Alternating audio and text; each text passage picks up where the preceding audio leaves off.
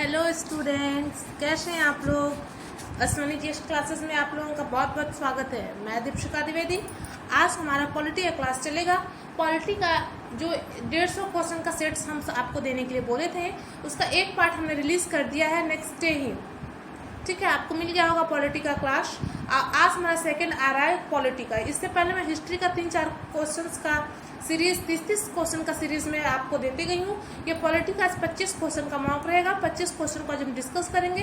Question को ज़्यादा detail में नहीं करते हुए डायरेक्ट हम क्वेश्चन को हिट करेंगे बच्चों, क्योंकि हमारा एग्जाम बहुत नज़दीक आ गया है। चाहे वो PHU BEd हो, LLB हो, BA हो, ये तीनों के लिए हमारा ये सेशन बहुत ही इंपॉर्टेंट रहने वाला है। तो प्लीज़ जितने भी विद्यार्थी हमारे से जुड़े होंगे, जो भी स्टूडेंट्स हमारे चैनल से जुड़े होंगे, इसे आप नज़रअंदाज नहीं करें। क्लास को आप पूरा लेंगे। क्लास को लेके देखिए, आप क्वेश्चन के पैटर्न को, क्वेश्चन के लैंग्वेज को, उसके लेवल को भाप के देखिए। आपको एग्जाम के लायक है, बिल्कुल आपके एग्जाम में जैसा आता है, BHU के BA पेपर्स में जैसे आता है, उसी को हम डिस्कस करने का कोशिश कर रहे हैं। लेवल हम मेंटेन करके चल रहे हैं उसी तरह का। ठीक है, चलिए अपना हम क्लास स्टार्ट करते हैं बिना टाइम गवाए। क्लास को स्टार्ट करने से पहले मैं आप लोगों से एक बात कह दूं कि प्लीज़ वीडियो को लाइक शेयर सब्सक्राइब करना मत भूलिएगा, क्योंकि बहुत मेहनत लगता है बच्चों एक वीडियो आपका तैयार करने में, वीडियो बनाने में, उसे एडिट करने में, क्वेश्चन का आपके लिए सीरीज इकट्ठे करने में, तो समय अपना बहुत देना पड़ता है बच्चों।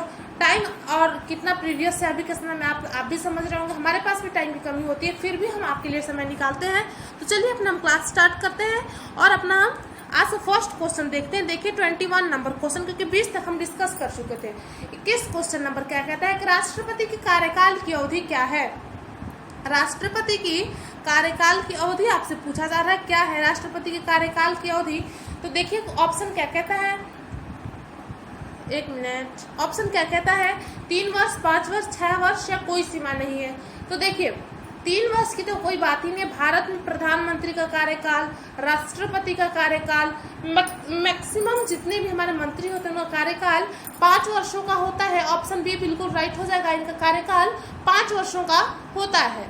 ठीक है, नेक्स्ट क्वेश्चन में चल रहे हैं। 22 नंबर क्वेश्चन, राष्ट्रपति के पद चुनाव के लिए कौन सी विधि अपनाई जाती है। राष्ट्रपति के पद के चुनाव के लिए हम कौन सी विधि अपनाते हैं। तो एकल संक्रमणीय मत पद्धति, एकल संक्रमणीय मत पद्धति का यूज करते हैं। तो देखिए एकल संक्रमणीय आनुपातिक मत पद्धति का प्रयोग करते हैं और इनका अप्रत्यक्ष मतदान होता है। तो यहाँ तीनों ऑप्शन हमारे फेवर में है। यहाँ तीनों ऑप्शन जो दे रहा है यहाँ पे, ये तीनों ऑप्शन राइट कह रहा है, इसलिए ऑप्शन डी हमारा बिल्कुल राइट हो जाएगा, यानी कि इनमें से सभी हमारा ऑप्शन हो जाएगा। 23 नंबर क्वेश्चन है। 23 नंबर क्वेश्चन कहता है निर्विरोध चुनाव जीतने वाले राष्ट्रपति हैं। निर्विरोध चुनाव जीतने वाले राष्ट्रपति हैं VV गिरी, नीलम संजीव रेड्डी, राजेंद्र प्रसाद, APJ अब्दुल कलाम। तो देखिए बच्चों यहाँ हमारा ऑप्शन बी बिल्कुल राइट हो जाएगा, नीलम संजीव रेड्डी। नीलम संजीव रेड्डी के बारे में आपको बता दूं कि एक बार इन्होंने चुनाव लड़ा। इंदिरा गांधी जी उस समय प्रधानमंत्री थी, इन्होंने राष्ट्रपति का चुनाव लड़ा और इन्हें क्या हार का सामना करना पड़ता है। और दूसरी बार वो निर्दलीय से चुनाव लड़ते हैं और वो जीत जाते हैं और उनके विपक्ष में भी कोई खड़ा नहीं होता है, इसलिए इन्हें निर्विरोध राष्ट्रपति के पद के लिए चयनित किए जाते हैं। 24 नंबर क्वेश्चन है, राष्ट्रपति पर महाभियोग का आरोप संसद के किस सदन द्वारा लगाया जा सकता है। 24 का ऑप्शन देखेंगे आप। राष्ट्रपति पर महाभियोग लगाने की प्रक्रिया आपसे पूछ रही किस सदन से लगाया जा सकता है। लोकसभा, राज्यसभा, संसद के किसी सदन या उपरोक्त में से किसी के द्वारा नहीं। और 24 का ऑप्शन सी बिल्कुल राइट हो जाएगा।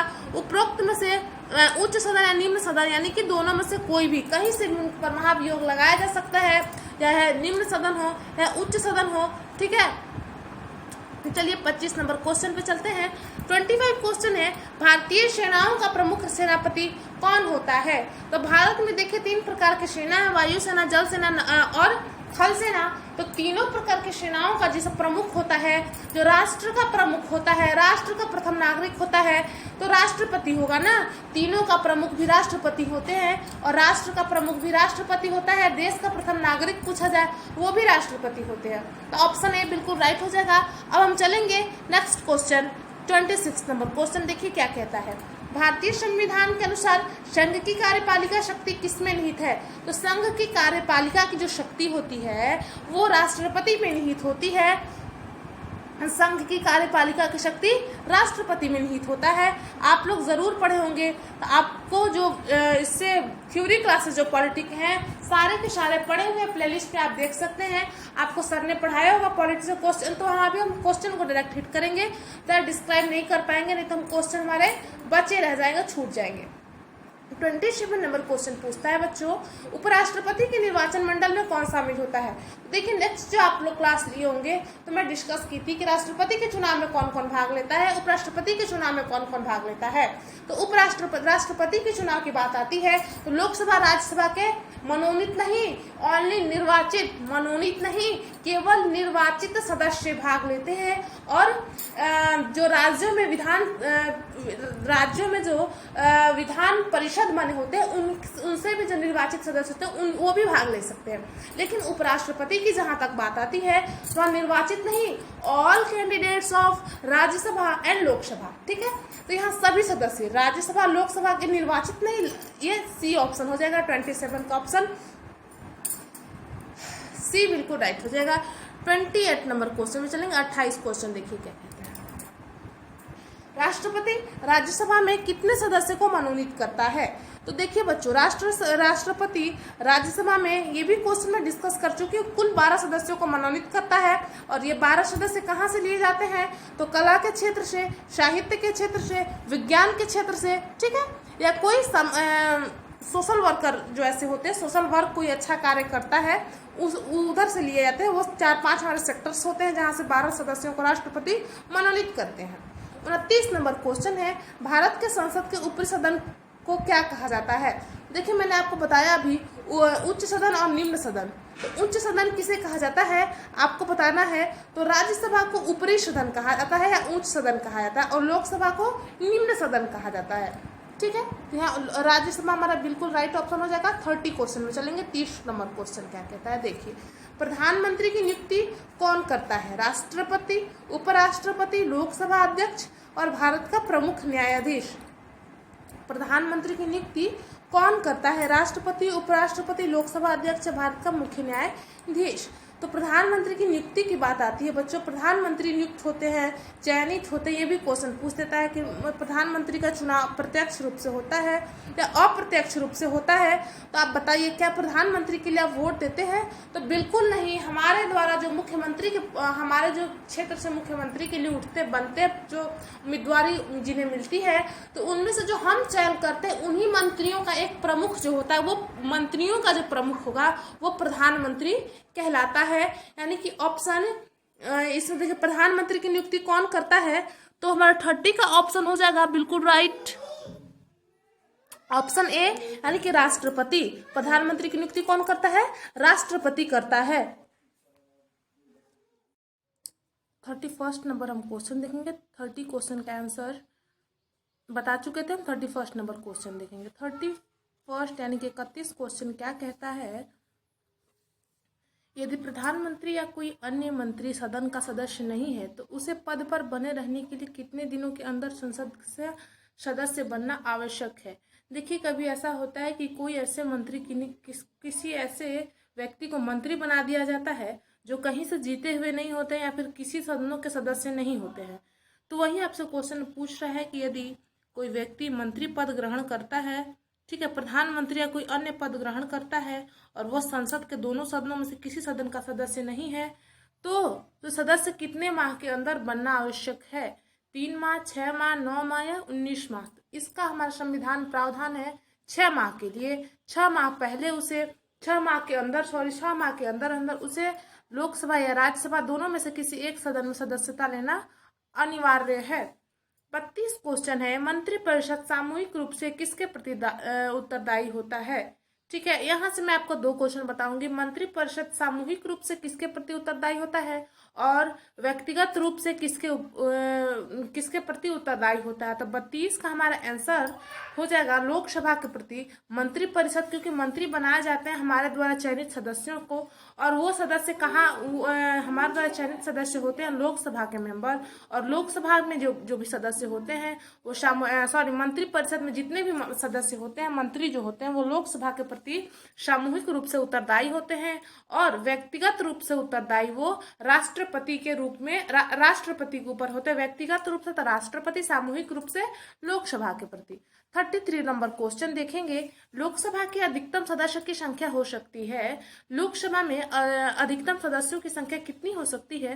तो 550 हमारे संविधान में प्रावधान है, कम से कम 550 सदस्य हो सकते हैं। और लोकसभा में आपको पता होना चाहिए कि 2 सदस्य क्या होते हैं, तो 2 सदस्य जो होते, सॉरी 552 होंगे, क्योंकि 2 सदस्य क्या होते हैं, 2 एंग्लो इंडियन का जो प्रावधान है अब तो हटा दिया गया है। खैर अब तो अभी अप टू डेट से हम चलेंगे तो 550 होगा। और लेकिन जब पहले की वो से चलेंगे, अभी आपके एग्जाम में यदि आएगा तो आप 550 पर टिक लगाएंगे। और पहले जो 2 एंग्लो भारतीयों का, एंग्लो इंडियंस का जो चुनने का प्रावधान था, राज्यसभा में 12 लोगों का और लोकसभा में 2 एंग्लो इंडियंस का, तो उस प्रावधान को हटा दिया गया है, जिसके अनुसार हमारे लोकसभा में अधिकतम सीटों की संख्या 550 है। 545 ही सीट अभी सीटों को रखा जाता है, 5 सीटों को भी खाली रखा जाता है। तो पीओके जो पाक ऑक्युपाइड कश्मीर है ना, उसके अगर वो जब हमारे हिस्से में आ जाएगा तो उसमें से 5 मंत्री को, वहां से 5 सीटों को भरा जाएगा। इसलिए हमेशा 545 सीटों पर मंत्रीगण हमारे बैठाए होते हैं और 5 सीट जो होती है मंत्रियों का खाली किया जाता है। खाली क्यों किया जाता है, खाली क्यों रखा जाता है, इसका मैंने आपको कारण बता दिया। अब 34 नंबर क्वेश्चन देखेंगे, राज्यसभा की अधिकतम सदस्यों की संख्या कितनी है? लोकसभा की देखिए आपने 550 होती है, कहीं कहीं पुरानी सी बुक में देखेंगे तो 552 आपको दिखेंगे, क्योंकि 2 एंग्लो भारतीयों को जोड़कर। लेकिन अब एंग्लो इंडियंस का प्रावधान समाप्त कर दिया गया है, इसीलिए 550। और राज्यसभा में अधिकतम संख्या कितनी है? तो राज्यसभा में अधिकतम संख्या 250 है, जिसमें से 12 क्या होते हैं, मनोनीत किए जाते हैं। ठीक है। 35 क्वेश्चन है, किसी विधायक को धन विधेयक के रूप में कौन प्रमाणित करता है? कोई भी संसद में विधेयक पास हुआ तो वो विधेयक धन विधेयक है या नहीं है, इसका प्रावधान कौन करता है, इसको कौन प्रमाणित करता है, कौन बताएगा कि ये धन विधेयक है या ये धन विधेयक नहीं है? तो इसका प्रमाणित कौन करता है? लोकसभा का अध्यक्ष करता है। लोकसभा के अध्यक्ष का चुनाव कैसे होता है मैं आपको बता दूं कि लोकसभा में जो हमारे द्वारा चयनित जो प्रतिनिधित्व जो होते हैं, हमारे जो चयन करके जो जाते हैं लोकसभा में, अब उन्हीं मेंबर्स आपस में मिलकर एक मेंबर को अध्यक्ष के तौर पे चुनते हैं, एक मेंबर को अध्यक्ष के तौर पे चुनते हैं। तो लोकसभा के अध्यक्ष का आप समझ लीजिए उनका नियुक्ति कैसे होता है और उन्हें हटाया कैसे जाता है। तो लोकसभा के अध्यक्ष को जैसे चयन किया जाएगा तो उन्हीं लोगों के मत से उन्हें हटाया भी जाएगा। तो 35 का ऑप्शन बी बिल्कुल राइट हो जाएगा। हम 36 क्वेश्चन में चलेंगे, केंद्र सरकार का प्रथम विधि अधिकारी कौन होता है? केंद्र सरकार का प्रथम विधि अधिकारी कौन होता है? भारत का मुख्य न्यायाधीश, केंद्रीय विधि मंत्री, महान न्यायवादी, महाधिवक्ता। तो 36 का आंसर हमारा सी बिल्कुल राइट हो जाएगा। केंद्र का प्रथम विधि अधिकारी महाधिवक्ता होता है, महान न्यायवादी होता है, अटॉर्नी जनरल। और अगर राज्य स्तर पर पूछा जाए तो राज्य स्तर पर कौन होता है विधि अधिकारी, ये आप हमको बताएंगे कमेंट करके। अगर आप नहीं बता सकते हैं तो मैं इस वीडियो को अंत होते तक तो मैं बता दूंगी, क्योंकि मैक्सिमम मैं ऐसे क्वेश्चन पूछती हूँ जो आप आंसर हमको नहीं बताते हैं। कभी भी कमेंट बॉक्स में आंसर मुझे कभी देखने को नहीं मिलता है। 37 नंबर क्वेश्चन है, संघ राज्य क्षेत्रों का प्रशासन कौन चलाता है? उपराज्यपाल, राष्ट्रपति का नियुक्त प्रशासक, मुख्यमंत्री, उपरोक्त सभी। देखिए संघ राज्य क्षेत्र का प्रशासन कौन चलाता है? तो संघ राज्य क्षेत्र कौन से हैं? तो आपको मैं बता दूं कि संघ राज्य क्षेत्र का प्रशासन राष्ट्रपति द्वारा नियुक्त प्रशासक के द्वारा चलाया जाता है। संघ राज्य क्षेत्र हमारे वही यूनियन टेरिटरी। ठीक है। 38 क्वेश्चन देखिए, भारत के प्रथम राष्ट्रपति कौन थे? ये तो एकदम से क्वेश्चन ही क्या पूछ दिया, ये बच्चों वाला क्वेश्चन। राष्ट्रपति हमारे राजेंद्र प्रसाद थे, जो हमारे संविधान सभा के अस्थायी अध्यक्ष भी हुआ करते थे। और रुक जा भाई रुक जा, राजेंद्र प्रसाद ऑप्शन हो जाएगा। पंडित जवाहरलाल नेहरू प्रथम प्रधानमंत्री। ठीक है। महात्मा गांधी कोई पद नहीं लिए थे। 39 नंबर क्वेश्चन है, स्वतंत्र भारत के पहले भारतीय गवर्नर जनरल कौन थे? स्वतंत्र भारत के प्रथम भारतीय गवर्नर जनरल और स्वतंत्र भारत के गवर्नर जनरल अगर पूछा जाए तो केवल गवर्नर जनरल है लॉर्ड माउंटबेटन। और अगर भारतीय गवर्नर जनरल रहे तो चक्रवर्ती राजगोपालाचारी। चक्रवर्ती राजगोपालाचारी स्वतंत्र भारत के प्रथम भारतीय गवर्नर जनरल रहे। एकदम इजी क्वेश्चन है, इसको ज्यादा डिस्क्राइब करने की आवश्यकता नहीं है बच्चों। स्वतंत्र भारत में प्रथम प्रधानमंत्री थे, देखिए ये कोई क्वेश्चन ही नहीं है, इन क्वेश्चनों का क्या ही कहा जाए। चलिए आगे। 41 है क्वेश्चन, राष्ट्रपति द्वारा लोकसभा तथा राज्यसभा में मनोनीत किए जाने वाले सदस्यों की संख्या कितनी है। तो देखिए पहले लोकसभा पूछा है, तो लोकसभा में कितने, तो लोकसभा में 2 सदस्य और उसके बाद राज्यसभा पूछा है, तो इसमें 12 सदस्य, यानी कि ऑप्शन बी हो जाएगा। देखिए कोई बच्चे ऐसे यहाँ कंफ्यूज मत हो जाइएगा कि 12 या 2, जो पहले लिखा है उसमें कितने हैं, बाद में जो लिखा है उसमें देखना है, ठीक है। तो पहले लोकसभा में 2 और राज्यसभा में 12। हालांकि अब लोकसभा में खत्म कर दिया गया, समाप्त कर दिया गया है। यदि अप टू डेट हम क्वेश्चन की ओर चले, अगर आपका एग्जाम में यहाँ तो कोई ऑप्शन ही नहीं दिया था ना 0 और 12, 0 और 12 अगर दिया होता तो हम उस ऑप्शन को लेके चलते हैं, और एग्जाम में ऐसा आएगा कि लोकसभा में 0 और उसमें 12, तो आप ऐसे ही टिक लगाएंगे, ठीक है, क्योंकि एंग्लो इंडियन का प्रावधान अब समाप्त कर दिया गया है। 42 क्वेश्चन है, लोकसभा एवं राज्यसभा के 2 अधिवेशनों के बीच अधिकतम कितने समय का अंतर होना चाहिए, 3 माह, 5 माह, 6 माह या नन ऑफ दीज, इनमें से कोई नहीं। ऑप्शन 4 क्या कहता है, कोई निश्चित सीमा नहीं है। तो देखिए लोकसभा और राज्यसभा के दोनों अधिवेशनों के बीच न्यूनतम 5 माह का अंतर होना चाहिए। ऑप्शन बी हमारा राइट हो जाएगा। 43 नंबर क्वेश्चन में चलेंगे। 43 नंबर क्वेश्चन आपके स्क्रीन पे है, देखिए राज्यपाल की कार्यपालिका का प्रमुख कौन होता है, राज्य की कार्यपालिका का प्रमुख कौन होता है, 43 क्वेश्चन है। तो देखिए राज्य की कार्यपालिका का प्रमुख राज्यपाल और केंद्र की कार्यपालिका का प्रमुख राष्ट्रपति, ठीक है। ऑप्शन बिल्कुल इजी है, इसमें कोई डाउट आपको नहीं होना चाहिए। 44 नंबर क्वेश्चन है, संविधान के अनुसार विधानसभा के सदस्यों की अधिकतम संख्या है। संविधान के अनुसार विधानसभा के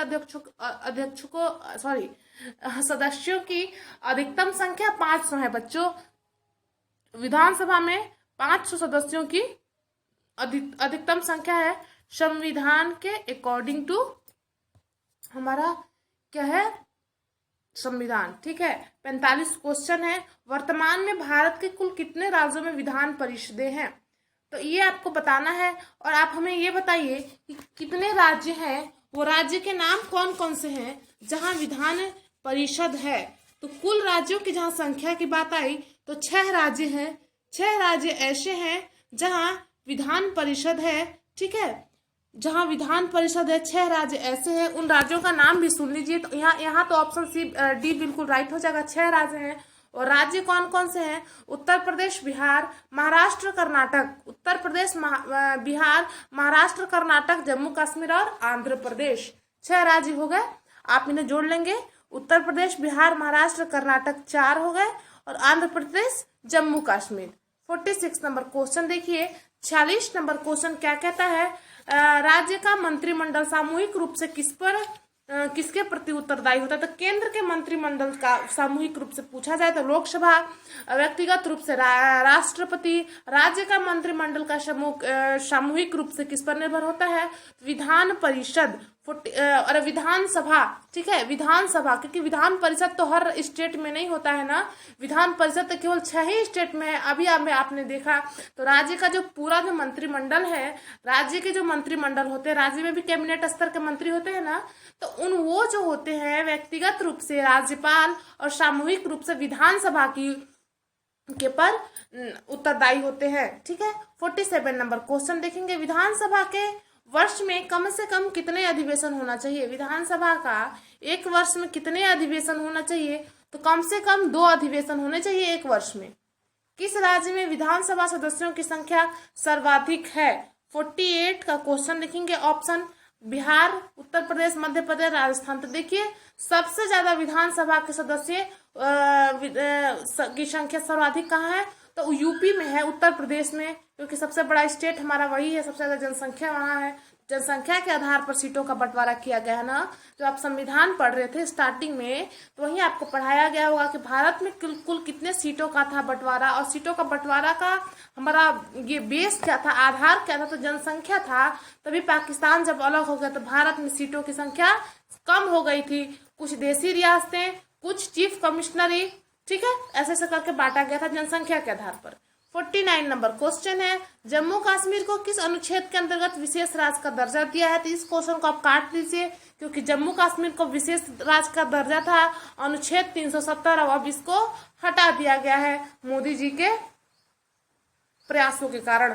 50 नंबर क्वेश्चन है, भारत का नियंत्रण में महालेखा परीक्षक किसके द्वारा नियुक्त किया जाता है। भारत का नियंत्रण एवं महालेखा परीक्षक यानी कि अटॉर्नी जनरल ऑफ इंडिया किसके द्वारा नियुक्त किया जाता है? तो 50 का आंसर हो जाएगा, 50 का आंसर राष्ट्रपति हो जाएगा, क्योंकि ये राष्ट्रपति के प्रसाद पर्यंत कार्य करते हैं। इनको नियुक्ति और इन्हें हटाने के लिए महाभियोग की प्रक्रिया लगाई जाती है और इनकी नियुक्ति राष्ट्रपति के द्वारा की जाती है। 51 नंबर क्वेश्चन है, भारत का उच्चतम न्यायालय अवस्थित है। तो ये देखिए क्वेश्चन कोई ये नहीं है, ये सारे बच्चों को, छोटे छोटे बच्चों को भी क्वेश्चन का पता होता है, तो इससे क्या बताने की आवश्यकता है, टिक लगाएंगे, हम आगे बढ़ेंगे। भारत के सर्वोच्च न्यायालय में न्यायाधीशों की कुल संख्या, तो देखिए ये क्वेश्चन में आप थोड़ा सा कभी फंस सकते हैं। तो सुप्रीम कोर्ट में जजों की, न्यायाधीशों की, जजों की संख्या पूछ रही है, पूछा जा रहा है आपसे, तो 31 यानी कि 31 है, ठीक है। सुप्रीम कोर्ट में अगर आपसे पूछा जाए कि किस हाई कोर्ट में जजों की संख्या, किस हाई कोर्ट में सबसे अधिक जज है और भारत का सबसे प्राचीनतम हाई कोर्ट कौन है, तो इलाहाबाद हाई कोर्ट जो है भारत का प्राचीनतम हाई कोर्ट, और सबसे ज्यादा न्यायाधीश इलाहाबाद के हाई कोर्ट में बैठते हैं, ठीक है। 53 नंबर क्वेश्चन है, सर्वोच्च न्यायालय के मुख्य न्यायाधीश की नियुक्ति कौन करता है? सर्वोच्च न्यायालय के मुख्य न्यायाधीश की नियुक्ति कौन करता है? तो ये भी आपको पता होगा कि सर्वोच्च न्यायालय के मुख्य न्यायाधीश या कोई अन्य न्यायाधीश, इसकी नियुक्ति राष्ट्रपति करता है, राज्यपाल की नियुक्ति राष्ट्रपति करता है, महान्यायवादी की नियुक्ति राष्ट्रपति करता है, प्रधानमंत्री को शपथ कौन दिलाता है? राष्ट्रपति दिलाता है, उपराष्ट्रपति को शपथ कौन दिलाता है? राष्ट्रपति दिलाता है, और उपराष्ट्रपति को यदि अपना त्याग पत्र देना हो तो किसे देगा? तो राष्ट्रपति को देगा, और राष्ट्रपति अपना त्याग पत्र उपराष्ट्रपति को देगा। 54 नंबर हम क्वेश्चन में चलेंगे। 54 नंबर क्वेश्चन क्या कहता है, देखिए आपके स्क्रीन पे ये आ गया। 54 नंबर क्वेश्चन है, उच्चतम न्यायालय के न्यायाधीशों का कार्यकाल कितना है? तो इसका आंसर 54 का ऑप्शन यानी कि डी हो जाएगा। उनकी आयु जब तक 65 वर्ष पूरी होने तक उनका कार्यकाल होता है। और एक और बात मैं बता दूं कि उच्चतम न्यायालय के न्यायाधीश किसी अन्य कोर्ट में रिटायरमेंट के बाद उसी पोस्ट पर कार्य नहीं कर सकते हैं। हाई कोर्ट के न्यायाधीशों की अगर कार्यकाल की बात की जाए तो 62 वर्ष तक है, और वो रिटायर होने के बाद उस राज्य के नहीं अन्य राज्य के वो कार्य कर सकते हैं। कहीं उनको अगर कार्यभार दे दिया जाए, कहीं फिर से उन्हें नियुक्त किया जा सकता है, लेकिन सुप्रीम कोर्ट का जज कभी फिर से नियुक्त नहीं किया जाएगा। 55 नंबर क्वेश्चन है, सर्वोच्च न्यायालय के प्रथम मुख्य न्यायाधीश कौन है? सर्वोच्च न्यायालय के प्रथम मुख्य न्यायाधीश कौन है? 55 नंबर क्वेश्चन है, मुख्य न्यायाधीश आपसे पूछ रहा है सर्वोच्च न्यायालय के यानी कि सुप्रीम कोर्ट के मुख्य न्यायाधीश, तो हीरालाल जयकानिया आंसर हो जाएगा। अब यहाँ देखिए और है एक और को यहाँ से क्वेश्चन है, आपको बता दूं, जीबी मावलंकर। जीबी मावलंकर कौन है? तो लोकसभा के प्रथम अध्यक्ष जीबी मावलंकर हैं। जीबी मावलंकर से आपके दो प्रश्न उठते हैं, प्रथम अध्यक्ष तो है ही है, सर्वप्रथम जीबी मावलंकर ऐसे लोकसभा के अध्यक्ष रहे हैं जिन पर महाभियोग की प्रक्रिया चलाई गई, ठीक है। 56 नंबर क्वेश्चन है, महाभियोग की प्रक्रिया क्यों चलाई जाती है? यार आप किताब में तो पढ़ते होंगे महाभियोग चलाया क्यों जाता है? जब वो अपने कार्य में, उनके कार्य में यदि मंत्री या सदस्य, संसद के सदस्य देखते हैं कि ये कुछ गड़बड़ कर रहे हैं, इनके कार्य में कोई शंका उत्पन्न हो रही है, कोई डाउट उन्हें लगता है, तो उस पर महाभियोग की प्रक्रिया चलाकर उन्हें हटाया जाता है, उस पद से उन्हें निरस्त किया जाता है। 56 नंबर क्वेश्चन है, आज हम 60 क्वेश्चन तक करेंगे। सब 56 नंबर क्वेश्चन है, वर्तमान में भारत के उच्च न्यायालयों की संख्या कितनी है? वर्तमान में भारत के उच्च न्यायालयों की संख्या 24 है बच्चों, 24, ठीक है। 57 हो गया। 57 नंबर क्वेश्चन चलेंगे, उच्च न्यायालय के मुख्य न्यायाधीश नियुक्ति कौन करता है? तो देखिए ये क्वेश्चन नहीं, उच्चतम न्यायालय आया था, उच्च न्यायालय का क्वेश्चन अभी आया। एक इसी से रिलेटेड एक और क्वेश्चन था, उच्चतम न्यायालय, तो उच्चतम न्यायालय के न्यायाधीशों की नियुक्ति राष्ट्रपति करता है, और उच्च न्यायालय यानी कि हाई कोर्ट के भी मुख्य न्यायाधीश की नियुक्ति राष्ट्रपति के द्वारा ही किया जाता है। आप राज्यपाल कंफ्यूजन में मत लगा दीजिएगा। 58 क्वेश्चन है, उच्च न्यायालय में न्यायाधीशों का कार्यकाल का सीमा है? तो कार्यकाल का सीमा अपनी आयु, अभी मैंने आपको बताया कि अपनी आयु का 62 वर्ष पूर्ण होने तक, ठीक है, और हाई कोर्ट के जज 65 वर्ष पूर्ण होने तक, ठीक। 59 नंबर क्वेश्चन है, निम्नलिखित में से किस उच्च न्यायालय के अधिकारिता सर्वाधिक क्षेत्र है? मतलब आपसे ये पूछ रहा है कि सब कोर्ट में तो सॉरी सब स्टेट में तो हाई कोर्ट नहीं होते हैं, तो कौन सा ऐसा कोर्ट है, ऑप्शन में दिए हुए न्यायालयों में से आपको देखना है कौन सा ऐसा न्यायालय है जिसके अधिकार क्षेत्र में अधिकतम शहरों का, अधिकतम राज्यों का कार्यभार वही संभाले हुए है। 59 का क्वेश्चन आपका ये पूछ रहा है। क्वेश्चन को मैंने डिस्क्राइब कर दिया। तो देखिए गुवाहाटी यानी कि असम यानी कि हमारे पूर्वोत्तर राज्य में जो होती हैं, 7 सिस्टर जो है उधर ही असम एक स्टेट हमारा पड़ता है। असम की राजधानी दिसपुर, तो असम में ही एक जगह है, असम में एक शहर का नाम है गुवाहाटी। और गुवाहाटी में की जो अधिकारिता है सर्वाधिक क्षेत्र उसका जो अधिकार है तो सर्वाधिक क्षेत्रों पर है। मैक्सिमम उधर के स्टेट है वहाँ अपना हाई कोर्ट नहीं है, उनका हाई कोर्ट कहाँ लगता है तो गुवाहाटी के हाई कोर्ट में उनका लगता है। ठीक है।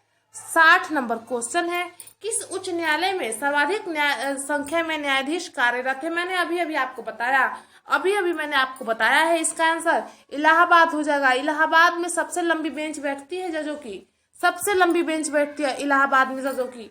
तो ये जो हमारे जो क्वेश्चन हुए बच्चों, आप देख पा रहे होंगे कम से कम 60 क्वेश्चन किए। जहां तक मुझे लग रहा था कुछ क्वेश्चन डिस्क्राइब किए, कुछ क्वेश्चन को हम डायरेक्ट टिक करके हिट करके आगे बढ़ गए। तो आपके एग्जाम के लिए बहुत ही मोस्ट इंपॉर्टेंट क्वेश्चन है। प्लीज आप लोग वीडियो को पूरा देखिए। हमारे क्लास को आप लाइक शेयर सब्सक्राइब मत करिए, अपने दोस्तों से सब्सक्राइब कराइए बच्चों। हम भी आपसे लाइव मिलना चाहते हैं। कुछ ऐसी बातें होती हैं जो वीडियो अपलोड करके आपसे नहीं किया जा सकता। जैसे क्वेश्चन तुरंत कोई पूछने का इच्छा हुआ आपसे, तो यदि आप लाइव रहेंगे तो हम आपको यदि कोई बात ऐसी हुई जहां नहीं समझ में आप भी हमसे पूछ सकते हैं, हम भी आपको कुछ बता सकते हैं। तो लाइव हमारे क्लास में करने के लिए आपको 1000 सदस्यों की संख्या पूरा करना होगा आसमानी जीएस क्लासेस में। तो आप प्लीज इसमें हमें सपोर्ट करें। अभी तक के लिए सपोर्ट जो आपने किया उसके लिए आपको बहुत बहुत धन्यवाद। नमस्कार, जय हिंद। मिलते हैं नेक्स्ट वीडियो में।